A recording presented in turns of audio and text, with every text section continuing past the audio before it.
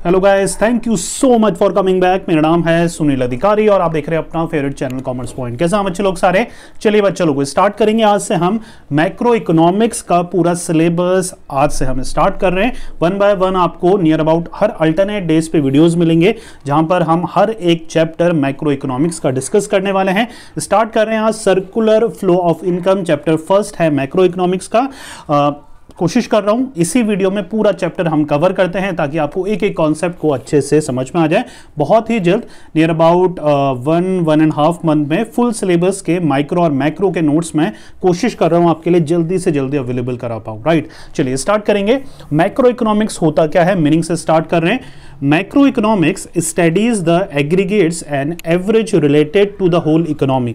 मतलब माइक्रो क्या होता है, छोटे लेवल पर स्टडी करना, मतलब किसी एक इंडिविजुअल पर्सन की स्टडी करना, पूरे मार्केट में जाकर किसी एक शॉप की स्टडी करना। वहीं पर मैक्रो क्या होता है, लार्ज स्केल पर किसी भी चीज की स्टडी करना, चाहे वो पूरी इकोनॉमी की स्टडी करना, पूरे मार्केट की स्टडी करना। राइट, एग्जाम्पल की बात करें तो एग्रीगेट डिमांड, वहां पर माइक्रो में इंडिविजुअल डिमांड आता है, यहां पर एग्रीगेट मतलब टोटल डिमांड, एग्रीगेट मतलब total demand, total supply, national income, एक होता है इंडिविजुअल की इनकम, एक होता है नेशन की income, general price level, total employment. ये सारी क्या है, एग्जाम्पल है मैक्रो इकोनॉमिक्स के। पूरा बच्चों क्लियर? तो macro denotes for large scale. Macro की जब हम बात करेंगे, मैक्रो इकोनॉमिक्स की जब हम बात करेंगे तो होता है इकोनॉमिक्स की स्टडी करना लार्ज स्केल पे। सिंपल हो रहा है। चलिए आगे बढ़ते हैं। देखिए स्ट्रक्चर ऑफ एन इकोनॉमी, अब यहां पर एक इंपॉर्टेंट कॉन्सेप्ट है जो कि बहुत सारे टीचर मिस कर देते हैं, पढ़ाना भूल जाते हैं, लेकिन इंटर रिलेट करते हैं। ये सारे कॉन्सेप्ट आगे जाके आपको समझने में इजी हो जाएगा। देखिए यहां पर बेसिकली 5 पोर्शंस में या 5 सेक्टर्स में किसी भी इकोनॉमी को हम डिवाइड कर सकते हैं। पहला होता है प्रोडक्शन सेक्टर, जिसका मेन काम क्या होता है, प्रोडक्शन करना। दूसरा होता है हाउस होल्ड सेक्टर, यानी जो हम लोग हैं, इंडिविजुअल हैं, जिस घर में रहते हैं, हाउस होल्ड सेक्टर है वो, उनका मेन काम क्या होता है, हमारा कंजप्शन करना होता है। प्रोडक्शन सेक्टर का प्रोड्यूस करने का, हाउस होल्ड सेक्टर का कंज्यूम करने का। गवर्नमेंट सेक्टर का मेन काम होता है टैक्सेशन एंड सब्सिडीज को इंपोज करना। Rest of the world, foreign sector भी आप इसको बोल सकते हैं। यहां पर एक्सपोर्ट और इंपोर्ट होता है। एक्सपोर्ट इकोनॉमिक में एक्स टर्म से डिनोट होता है, इंपोर्ट इकोनॉमिक्स में एम टर्म से डिनोट होता है। फाइनेंशियल सेक्टर की बात करें तो यहां पर इकोनॉमिक रोल होता है सेविंग करना और इन्वेस्टमेंट करना। ये 5 सेक्टर्स हमें बच्चों लोगों को ध्यान रखने हैं। जब हम मॉडल्स पढ़ेंगे सर्कुलर फ्लो ऑफ इनकम के, तब भी ये सेक्टर्स की नॉलेज होना बहुत ज्यादा जरूरी है। सिंपल हो रहा है, क्लियर हो रहा है? चलिए आगे बढ़ते हैं। अब है स्टॉक और फ्लोज का एक इंपॉर्टेंट कॉन्सेप्ट है जो कि आपको जानना जरूरी है। सबसे पहले स्टॉक वेरिएबल के बारे में डिस्कशन चालू करते हैं। Economic variable whose quantity is measured at a particular point of time. एक ऐसा वेरिएबल जिसकी क्वांटिटी कब मेजर होती है, एक पर्टिकुलर टाइम पीरियड में, कि यार इस पर्टिकुलर डेट को 1 जनवरी को, 2 जनवरी को, 3 जनवरी को, एक पर्टिकुलर टाइम पीरियड में जब किसी भी इकोनॉमिक वेरिएबल को हम उसको मेजर करते हैं, हम उसको स्टॉक बोलते हैं। राइट, कैपिटल एग्जांपल देखते हैं। Capital is a stock variable. Capital क्या है, कि स्टॉक वेरिएबल है।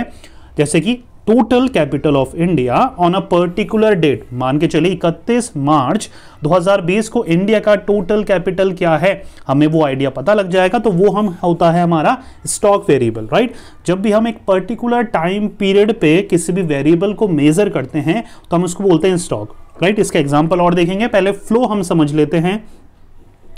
Economic variable whose quantity is measured over a period of time, over a period of time, यानी एक वीक के लिए, एक मंथ के लिए, एक ईयर में जब भी हम एक ओवर पीरियड ऑफ टाइम किसी वेरिएबल को मेजर करते हैं, हम उसको फ्लो वेरिएबल बोलते हैं। फ्लो मतलब बहने वाला, स्टॉक मतलब रुका हुआ। स्टॉक मतलब रुका हुआ, फ्लो मतलब बहने वाला, मतलब over a period of time जब हम किसी को कैलकुलेट करते हैं, that is called flow variable. For example, income is a flow variable. Income क्या है, फ्लो वेरिएबल है। Income of an individual is earned during a week और अ मंथ और ड्यूरिंग द ईयर। हम जैसे एक इंडिविजुअल इनकम अर्न करता है तो वो या तो वीकली करता है, मंथली करता है, या फिर ईयरली करता है।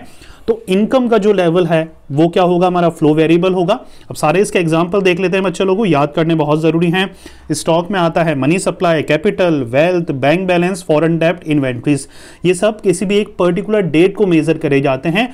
फ्लो वेरिएबल की बात करें तो ये over a period of time, एक साल तक कितनी सेविंग करी, एक साल की आपकी इनकम क्या है, एक साल का कितना इन्वेस्टमेंट करा, एक्सपोर्ट, प्रॉफिट, प्रोडक्शन, ये सारे हमारे फ्लो वेरिएबल हैं। क्लियर हो रहा है, कोई कंफ्यूजन तो नहीं हो रहा। देखिए नोट्स में जो अवेलेबल कराऊंगा वो यही नोट्स कराऊंगा आप बच्चों को जिससे मैं पढ़ा रहा हूं, तो बहुत ईजी हो जाएगा आपके लिए समझना।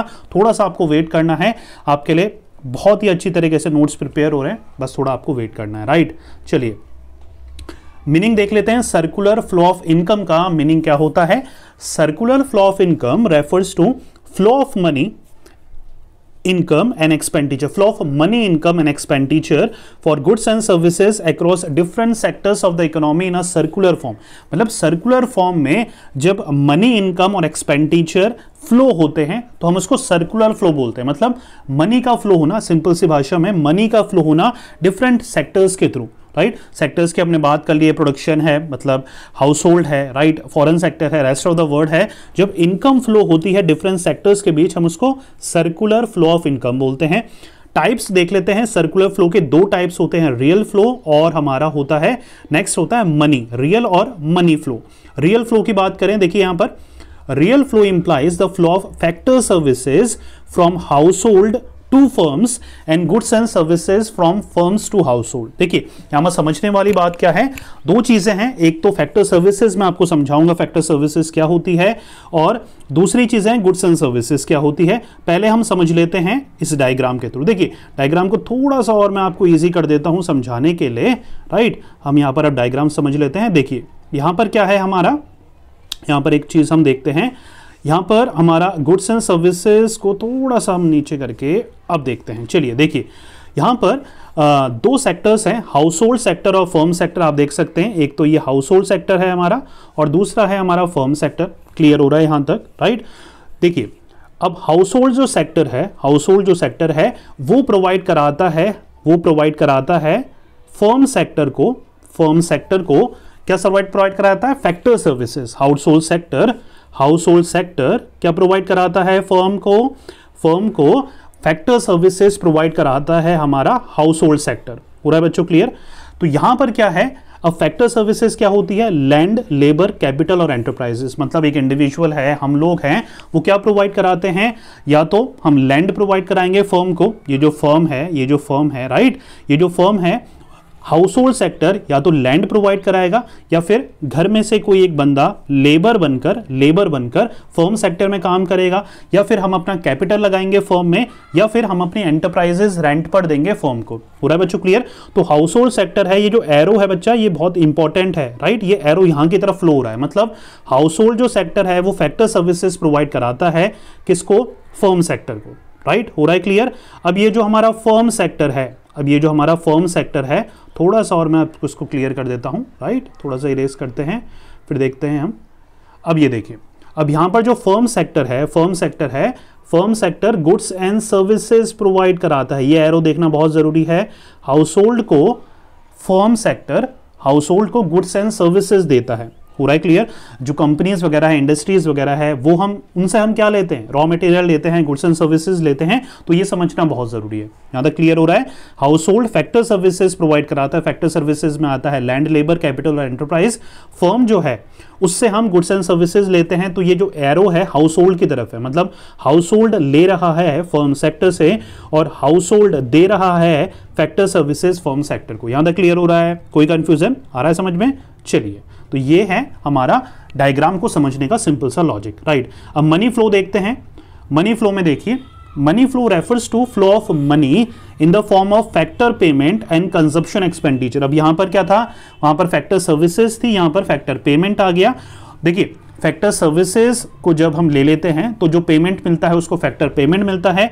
जब हम गुड्स एंड सर्विसेज को कंज्यूम कर लेते हैं, जो हम खर्चा देते हैं उसको कंजप्शन एक्सपेंडिचर बोलते हैं, राइट। सिंपल सा। रियल फ्लो का जस्ट अपोजिट है मनी फ्लो।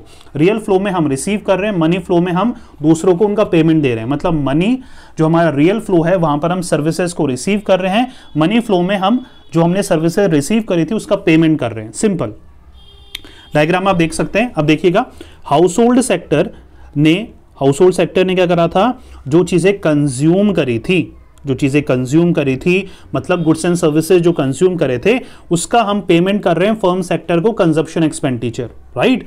और ये जो फर्म है फर्म पेमेंट कर रहा है फैक्टर पेमेंट, मतलब जो लैंड लेबर और एंटरप्राइजेस की मदद ली थी फर्म ने, उसका पेमेंट कर रहा है हाउस होल्ड को। तो आप एरो भी देख सकते हैं, यहां पर एरो आप देख सकते हैं, ये जो एरो है ये कहां से आ रहा है, ये आ रहा है फर्म से, राइट, ये फर्म से आ रहा है, मतलब फर्म पेमेंट कर रहा है फैक्टर पेमेंट क्योंकि उसने फैक्टर सर्विसेज रिसीव करी थी, और हाउस होल्ड भी फर्म को पेमेंट कर रहा है क्योंकि उसने गुड्स एंड सर्विसेज को रिसीव करा था। मतलब उसी डायग्राम का एक एक्सटेंशन है, वहां पर हम रिसीव कर रहे हैं, यहां पर हम पेमेंट कर रहे हैं, राइट। हाउस होल्ड पेमेंट कर रहा है कंजप्शन एक्सपेंडिचर क्योंकि उसने गुड्स एंड सर्विसेज को कंज्यूम करा था, और जो हमारा फर्म सेक्टर है वो पेमेंट कर रहा है फैक्टर पेमेंट के रूप में क्योंकि उसने रेंट दे रहा है, क्योंकि उसने एंटरप्राइजेस ली थी, लोगों की वेजेस दे रहा है, इंटरेस्ट दे रहा है, प्रॉफिट दे रहा है, राइट। तो फैक्टर सर्विसेज को रिसीव करने के लिए फैक्टर पेमेंट करना भी जरूरी होता है। सिंपल हो रहा है। चलिए आगे देखते हैं। अब देखिए बच्चा, यहां पर दो मॉडल्स हैं आपके सिलेबस में, टू फैक्टर मॉडल और या टू सेक्टर मॉडल बोल सकते हैं, विद सेविंग एंड इन्वेस्टमेंट या विदाउट सेविंग एंड इन्वेस्टमेंट, दोनों चीजें हैं। विदाउट सेविंग एंड इन्वेस्टमेंट पहला है और विद सेविंग एंड इन्वेस्टमेंट आपका दूसरा है, राइट। तो टू सेक्टर मॉडल पहले देख रहे हैं हम, विदाउट सेविंग एंड इन्वेस्टमेंट, मतलब यहां पर दो सेक्टर्स वापस से होंगे, सिर्फ दो सेक्टर होंगे, एक हाउस होल्ड होगा, एक फर्म होगा, तीसरा सेक्टर कोई भी नहीं होगा यहां पर, राइट। एक हाउस होल्ड होगा, एक फर्म होगा, सेम वही चीजें हैं जो अभी मैंने समझाई थी, वही चीज यहां पर है। देखिए हाउस होल्ड क्या है, फैक्टर सर्विसेज प्रोवाइड कर रहा है फर्म को, हाउस होल्ड जो है फैक्टर सर्विसेज प्रोवाइड कर रहा है। फैक्टर सर्विसेज क्या होती है, मैंने समझाया था, लैंड, लेबर, कैपिटल और एंटरप्राइज। अब जैसे ही इसने सर्विसेज ली है, ये फैक्टर पेमेंट कर देगा क्योंकि इसने सर्विसेज ली है, तो फर्म हाउस होल्ड को पेमेंट कर देगा। ये पहली चेन हो गई। दूसरी चेन में क्या है बच्चा, देखिए यहां पर गुड्स एंड सर्विसेज प्रोवाइड करा रहा है firm goods and services house hold को प्रोवाइड करा रहा है, और हाउस होल्ड उसका पेमेंट कर रहा है कंजप्शन एक्सपेंडिचर। ये आप समझते हुए आए हैं, बहुत इजी है इस डायग्राम को समझना। तो आगे बढ़ते हैं, सिंपल हो रहा है, कोई कंफ्यूजन नहीं है। एरो का ध्यान रखना है हमें, बहुत जरूरी है एरो का ध्यान रखना डायग्राम बनाते वक्त। अब विद सेविंग एंड इन्वेस्टमेंट देखने वाले हैं बच्चे लोगों हम। देखिए two sector model with saving and investment. अब यहां पर आप नजर डाल सकते हैं कि हाउस होल्ड सेक्टर पहले से है, फर्म सेक्टर पहले से है, एक बीच में और सेक्टर आ गया है जिसको नाम दे दिया है फाइनेंशियल सिस्टम। इसको हम बैंक बोल सकते हैं सिंपल सी भाषा में। बैंक क्या होता है, फाइनेंशियल सिस्टम होता है। जैसे मैंने आपको सेक्टर्स बताए थे और उसके इकोनॉमिक रोल बताए थे, वहां पर बैंक या फाइनेंशियल सिस्टम का मेन फंक्शन क्या था, सेविंग एंड इन्वेस्टमेंट, राइट। तो यहां पर क्या है, देखिए यहां पर भी हमें वही चीज समझनी है।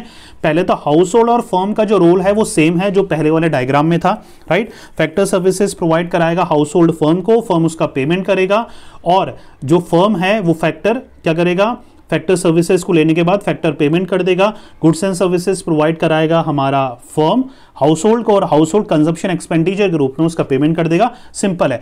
अब जो कॉन्सेप्ट समझने वाला है वो फाइनेंशियल सिस्टम वाला है, जहां पर हाउस होल्ड जो भी उसके पास पैसे बचते हैं उसको सेव करता है। सेव का एरो देख सकते हैं आप, फाइनेंशियल सिस्टम या फिर बैंक की तरफ है, और बैंक से हम जो पैसा निकालते हैं अपने एक्सपेंडिचर के लिए, खर्चा पानी के लिए, हम उसको बोराइंग बोलते हैं। आप एरो देख सकते हैं हाउस होल्ड की तरफ है, राइट। आप एरो ये वाला देख रहे होंगे, तो ये कहां की तरफ है, मतलब बैंक से जो हमने पैसे निकाले हैं उसका एरो इधर की तरफ है, और जो हमने पैसे डाले हैं बैंक में वो बैंक की तरफ एरो है, राइट। सिंपल से समझ में आ रहा है।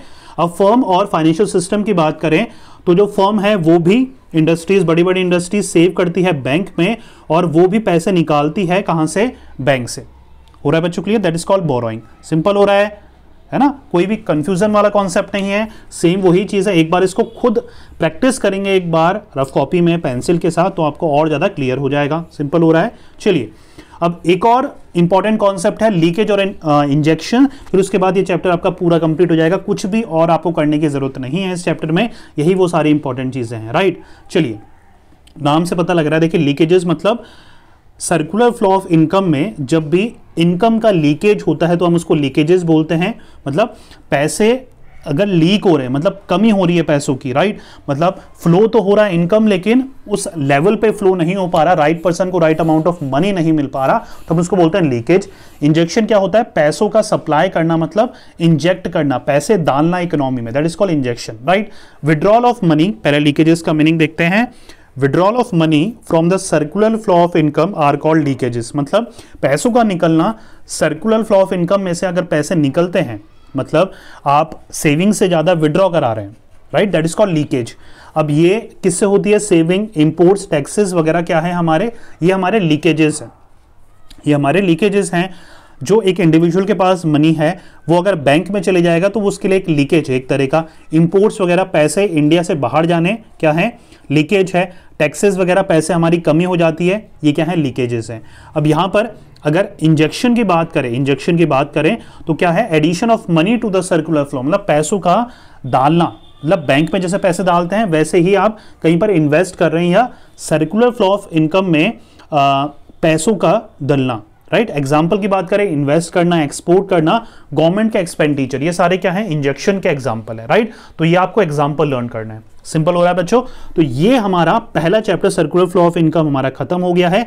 नेक्स्ट चैप्टर नेशनल इनकम होने वाला है, बहुत ही सिंपल तरीके से वो चैप्टर भी हम पढ़ने वाले हैं।